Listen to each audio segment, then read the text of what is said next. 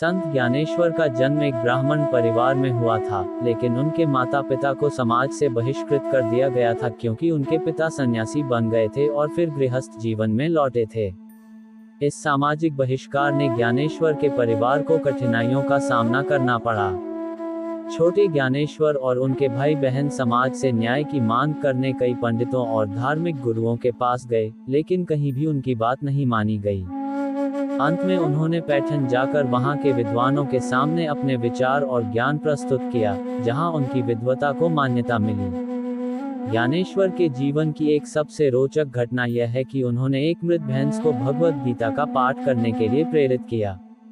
कहा जाता है कि पंडितों ने उनकी परीक्षा लेने के लिए उन्हें चुनौती दी थी कि अगर वे वास्तव में इतने ज्ञानी हैं, तो वे इस भैंस को बोलने के लिए प्रेरित करें। ज्ञानेश्वर ने अपनी अलौकिक शक्तियों और भक्ति से भरी वाणी से भैंस को बोलने योग्य बना दिया। इस चमत्कार ने लोगों को यह विश्वास दिलाया कि ज्ञानेश्वर वास्तव में दिव्य ज्ञान से संपन्न थे।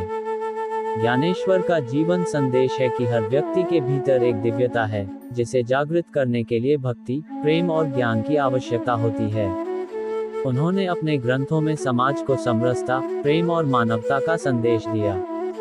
ज्ञानेश्वरी और अमृतानुभव उनके प्रमुख ग्रंथ हैं, जो आज भी मराठी साहित्य